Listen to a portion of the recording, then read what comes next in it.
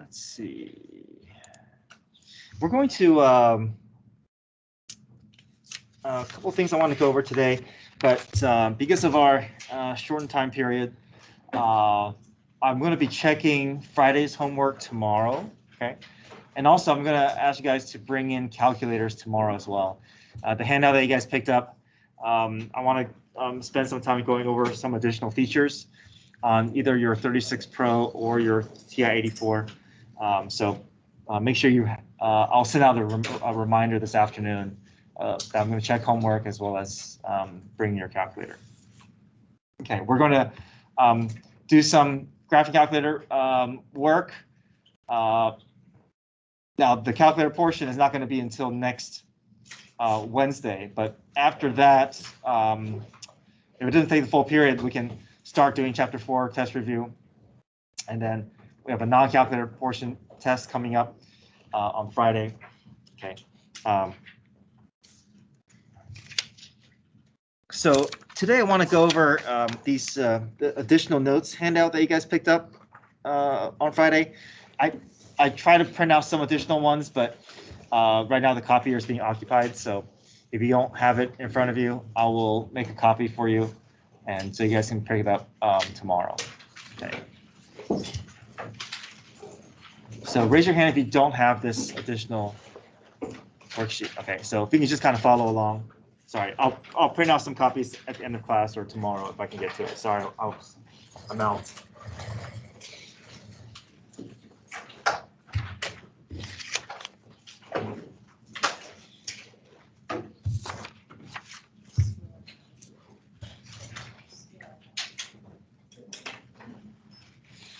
Okay, so first thing is going over the distinction between displacement and distance. Okay, so displacement is basically how far you are from where you started. So another way to think about this is basically the area under the velocity function. Okay, so displacement is the integral of velocity. Distance, however, is the total amount a particle has traveled. So it's the absolute value of the velocity function. Okay. So if you look at this first graph here, suppose the graph represents the object's velocity function.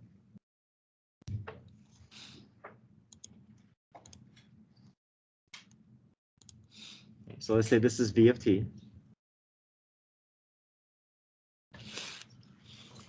The number inside each region represents the area of that region, but it also represents how far the object has traveled. So if you see a region inside between the graph and the x-axis, if it's above the x-axis, that means it's moving to the right. Okay, that means how much distance he's traveled to the right. If you see a number below the x-axis, that means how much he's traveled to the left. So here he's going to travel 10 units to the right. He's going to stop. That's what that 0 represents. But hits the x-axis, that means it's 0. He's going to turn around, move 2 units to the left, and at some point it's going to stop again, turn around, move 3 units to the right, and then stop. Okay. So based on this graph, the object's displacement from A to B would indicate how far does he end up from his starting point between A and B. So we use this notation integral from A to B of v of t dt to indicate how far he travels from, or how far he is from his starting point once he gets to his ending point. So we just add up these numbers and we just keep track of that negative.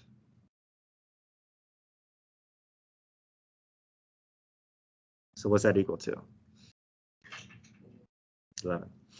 So this tells us that when he reaches point B, or after this time interval passes, he will be 11 units from his starting point. He's going to move to 10 to the right, 2 to the left, and 3 to the right. Okay, but the object's distance would be how much he actually travels. The actual movement that he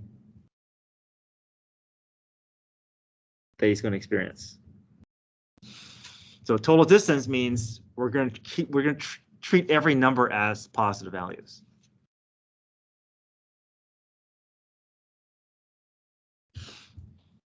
So total distance is what?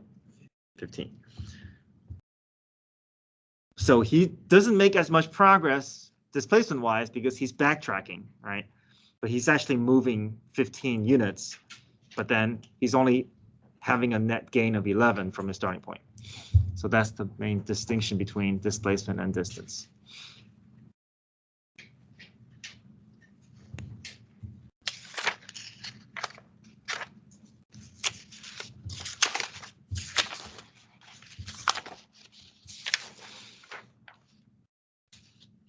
Okay, so position, velocity, acceleration. We know this relationship from first semester. We know the derivative of position is velocity. We know the derivative of velocity is acceleration. Let me just write this off to the side here.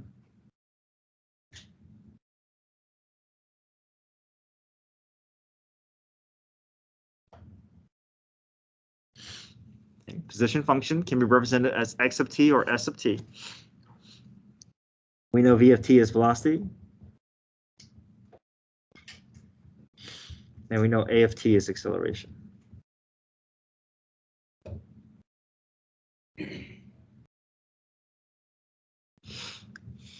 So the antiderivative means that you can start at acceleration and take the antiderivative, move up to velocity, or go from velocity, take the antiderivative, move up to position.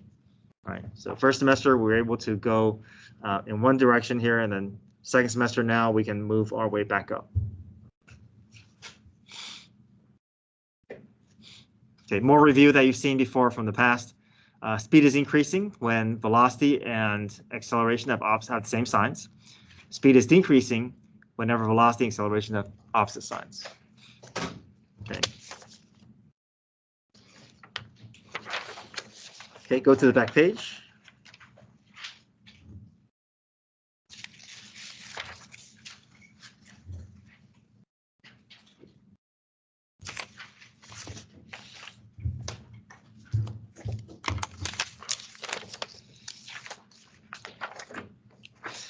I do want to point us to the formula sheet that I have in the packet that you just picked up.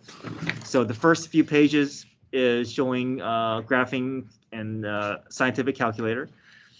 But this back page here, I want to kind of go over first theorem of calculus and also just variations of it. Okay, and that's going to lead us into some of the things that we're going to see on the second page. Now we know what first theorem is, right? First theorem just says that if I start at some derivative level, I can take the antiderivative and I can plug in my upper and lower bounds. So this is definite integral here. This is giving us information about the area of a certain region. A variation of this, we can think of this as f prime, right? Integral of f prime will bring us up to f of x, f of b minus f of a. And we can also treat this from a velocity standpoint, right? This also works with velocity. I can take the antiderivative of velocity. It'll bring me up to position, and I can just subtract position b minus position at a. And this is the formula for displacement. Okay? Displacement is simply the area under the velocity graph, or think of it as x of b minus x of a. It's the change in distance, right? X of b minus x of a is representing displacement. So we're able to see that relationship there. Not only is it undergoing first theorem, but it's also showing why we call it displacement. Now, if you take this displacement variation of first theorem, if you rearrange it, this is basically displacement equals final position minus initial position.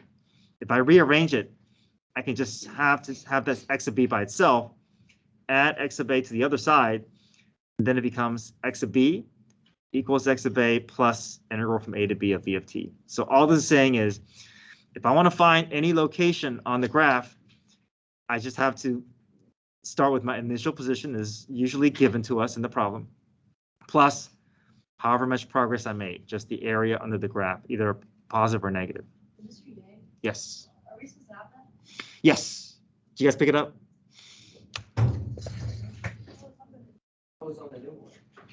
This one's on the new packet.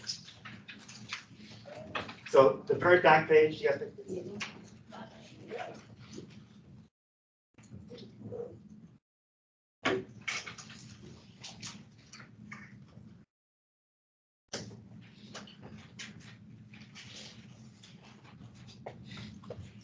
So we're going to be involving this version when we get to the second page, when we get to the back page of today's notes.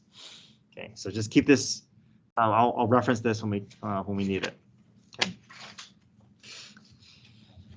All right, so example 2 here. This is the derivative graph. We know how to work with the derivative graph from first semester, but I'm also going to call this the velocity graph because it's going to kind of serve two purposes here. So from what you remember from first semester, f prime graph, remember anything above the x, remember your y-axis now represents the slope of the original graph. So anything above the x-axis is positive slope. Anything below the x-axis is negative slope. Anything on the x-axis is slope 0.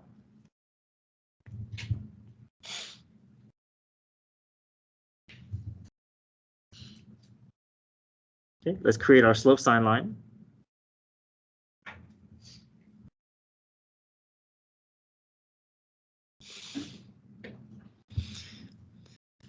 Critical point is 1 because that's where slope is 0.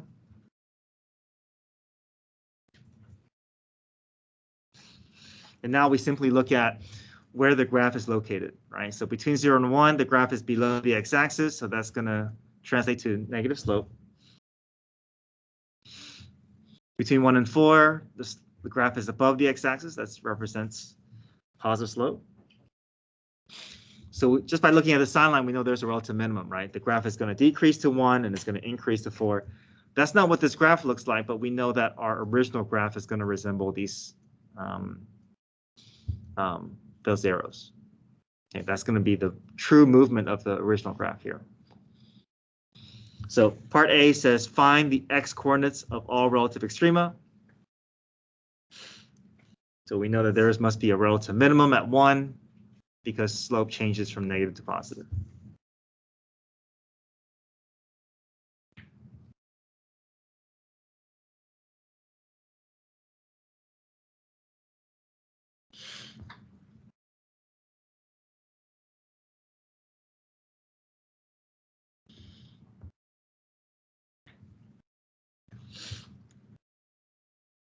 Part B, find the x coordinates of all points of inflection.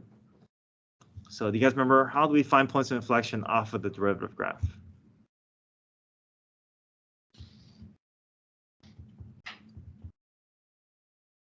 Where do we look?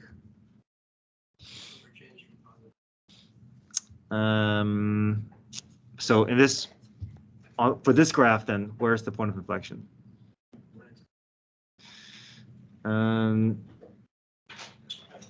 F3. Okay, so basically the peaks and valleys of the f prime graph will be the point of inflection of the original. Okay, so for first semester, right? Okay, so where the maximum steepness occurs is where the point of inflection. Now, whenever my f prime graph has a positive slope, that's going to translate to what on the original graph? Concave up, yeah. Anytime my slope is negative on the f prime graph, that's going to translate to visually the graph is going to have a concave down shape, concave down. Okay, so then part B, find the coordinates of all points of inflection. We know there's a point of inflection at 3.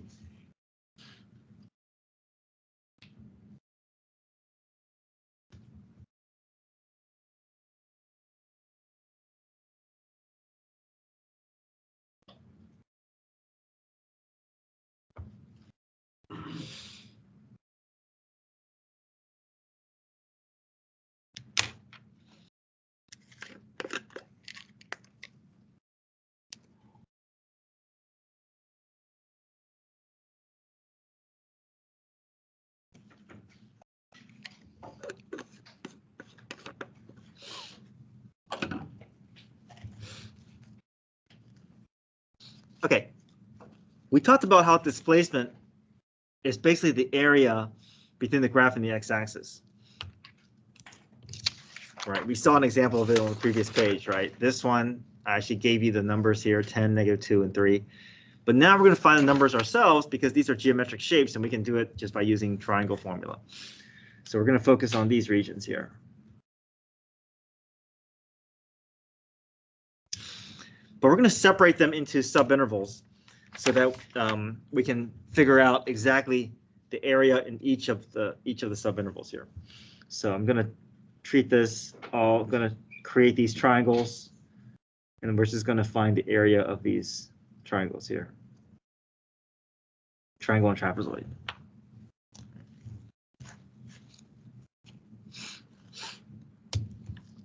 Now, our area is 1/2 base times height. That's the area of a triangle. All right, so what's the area of this region here? 1/2, let's see it, 1/2 base times height. 1, and it's below the x-axis. So I'm going to put a -1 here. Okay. So the area between the graph and the x-axis indicates how much this object travels, but then also in what direction. So here, that means between 0 and 1, this object is going to travel 1 unit to the left. Okay. Okay, how about from 1 to 2? What's the area there? +1. What that means is that he's going to stop at 1 second, and he's going to turn around, it's going to move to the right. So in the next second, he's going to travel a distance of 1 unit to the right. Okay, now this shape looks a little bit strange here. Let's do that later. What's the area of this region there? Yeah, 1/2 base times height. 1/2, 1 times 4 is 2. So that means between 3 and 4 seconds, he's going to travel 2 units to the right. Now between 2 and 3, that's an area of a trapezoid. We can do 1/2 width times height 1 plus height 2. Or maybe something a little bit easier is, why don't we just find the area of this triangle and do what? Subtract 1, right? What's the area of this triangle? 1/2 2 times 4. 4, right? So that big triangle is 4. So then that gap, 4 minus 1, will give us 3. Okay, so we know that between 2 and 3, he's going to travel 3 units to the right. So without even doing any calculus notations, I just want us to kind of map this object's progress over this time interval.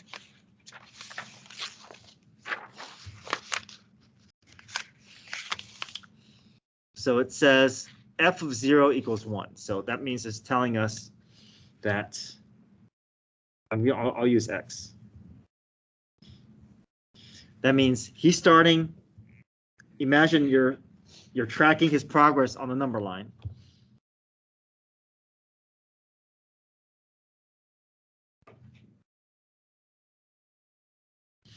And you know that at time 0, he's starting at this location. He starts here.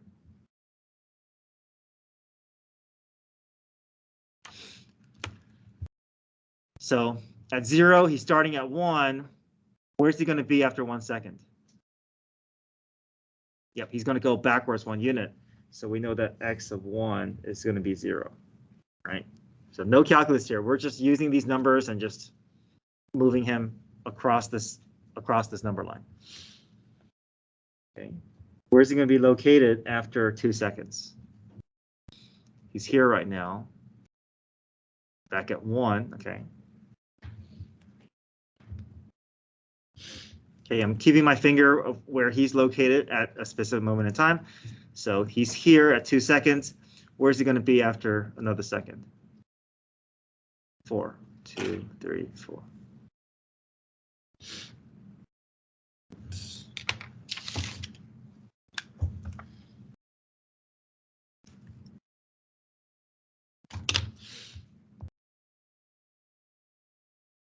And then after another second, he's going to be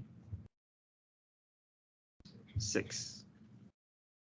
Okay, does that make sense?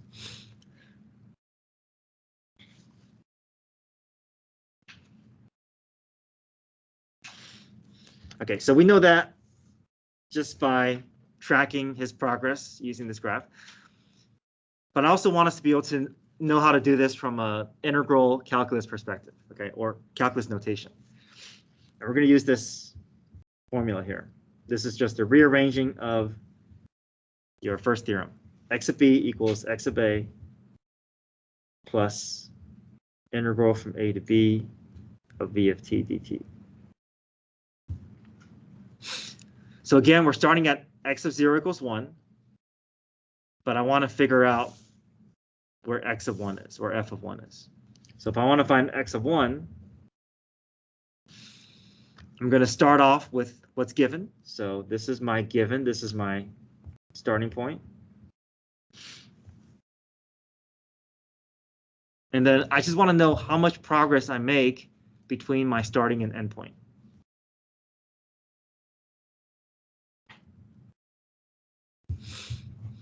So x of 0 is 1. The integral from 0 to 1 of v of t is basically, that just means the number that we pulled here. So we just have an integral notation. That's just the calculus version of saying pull the value here. Okay, that's the displacement. That's how much I travel, how much this object travels in this time unit, in this time interval. So we're starting at 1. So 1 minus 1 is 0. Just like how we were able to do that just by tracking the number line. Okay. Go down our next step here, x of 2. If I want to find x of 2, I'm going to pick up where I left off. I'm going to pick up, I know where I am at x of 1.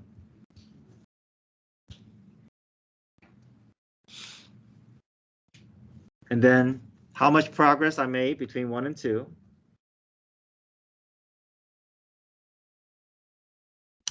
All right, I'm just using this rearranging of first theorem there. So x of 1 is 0 plus however much progress he makes between 1 and 2 plus 1. All right, we're getting the same results. We just have to understand the notation here. X of 3. I'll start at x of 2. And then I'm going to figure out the area between 2 and 3. So the way I write this is the integral from 2 to 3 of v of t dt.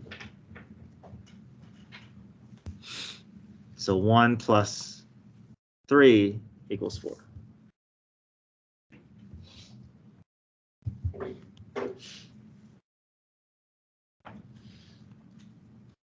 Okay, x of 4.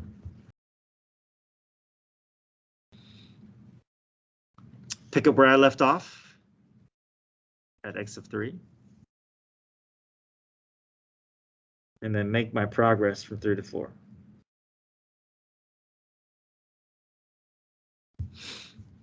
So x of 3 is 4. And then from 3 to 4, I make a progress of 2 units. So 4 plus 2 is 6. Okay, same as before. I started with this so that we can kind of just visualize that we're just kind of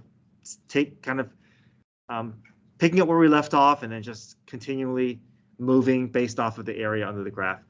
But I also want us to understand that kind of translate it into kind of calculus notations. Okay, any questions so far?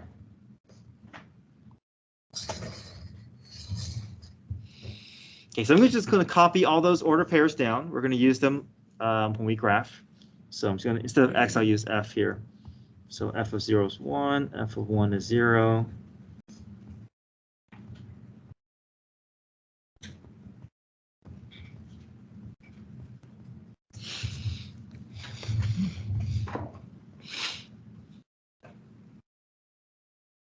Okay.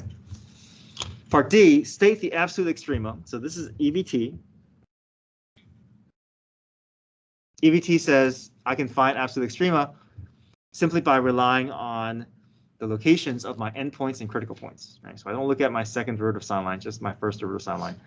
So I just need to find where f of 0 is, where f of 4 is, and where f of 1 is. And we have all those ordered pairs available to us now.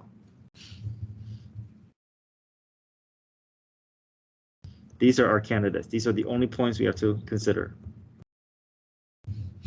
So f of 0 is 1, f of 1 is 0, and f of 4 is 6. So comparing those numbers, we just have to pick out the highest and lowest values. So absolute max is 6, and absolute min is 0.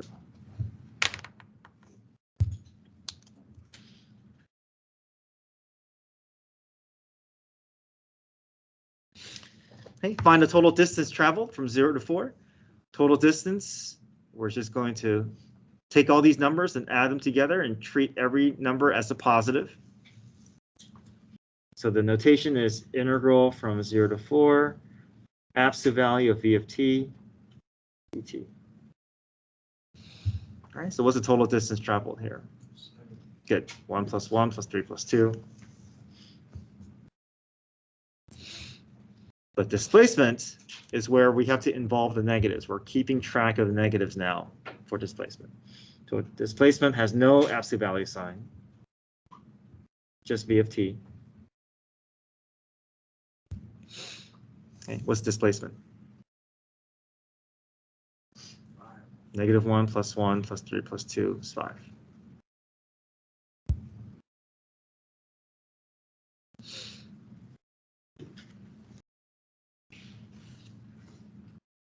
Okay, part G.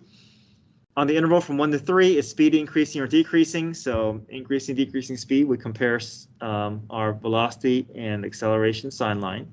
So I'm going to put them here. I'll treat f prime as my velocity and f double prime as my acceleration.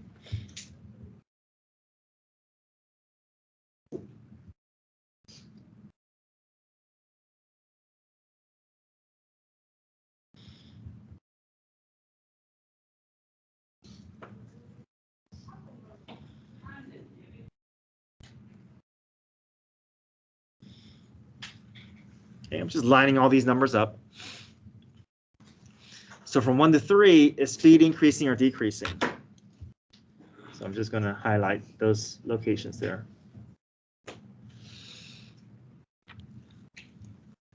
Increasing because sign is same, right?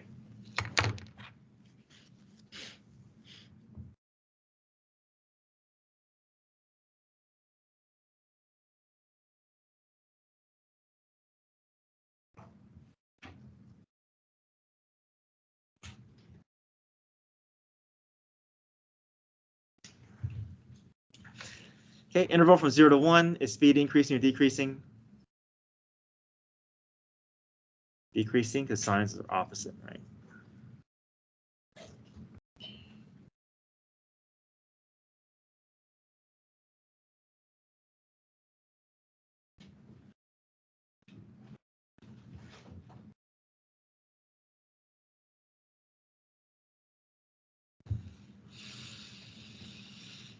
Okay, use the data from A, B, and C to sketch the graph. Now, we had in the past just be able to sketch the graph without knowing exactly where the order pairs is halfway within our graph.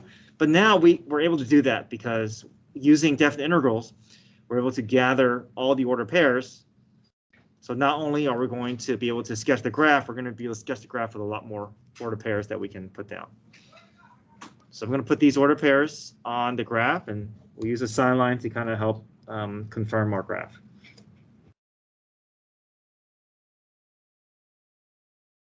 Okay, so f of 0 is 1. It's my f of x graph. F of 1 is 0. F of 2 is 1. F of 3 is 4. And f of 4 is 6.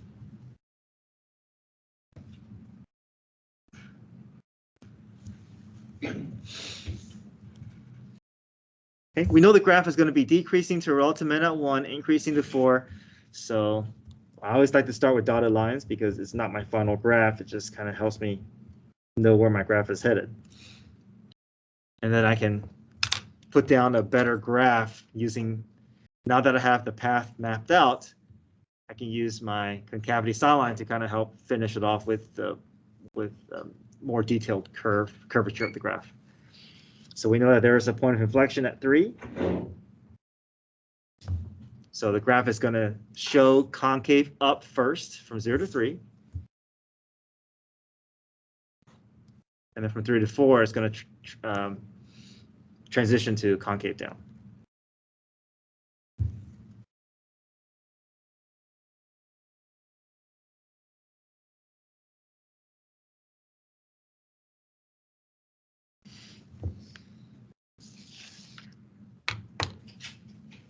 Okay, any questions there?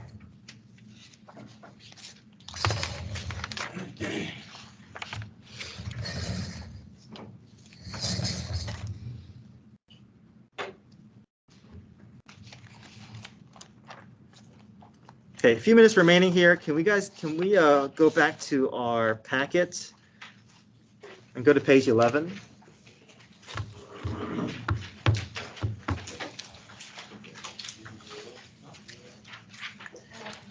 Let's go back to some use substitution practice. Can you guys try number 2?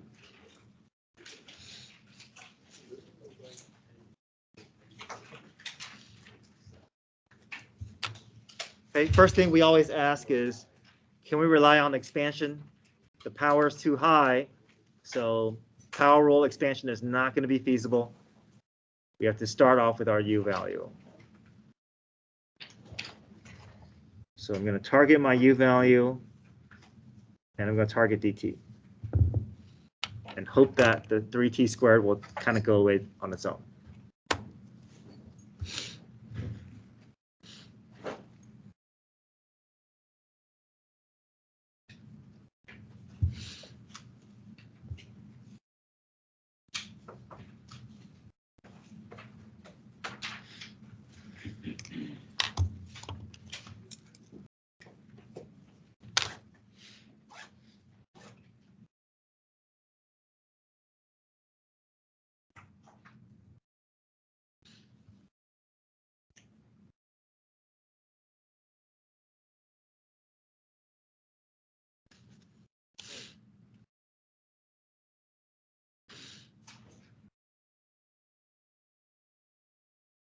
You're just going to substitute what you pulled, the underline in red, or that I have underlined in red, and we'll see how that 3t squared plays out at the beginning.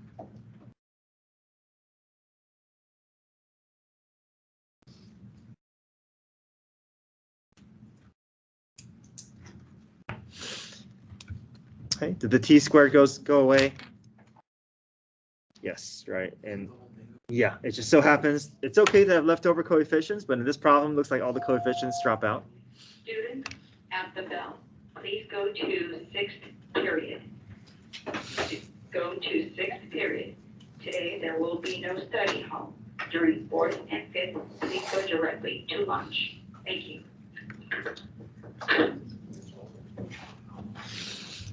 This term is, this antiderivative is set up and ready for power rule. We apply power rule, and then we bring the x back into our answer.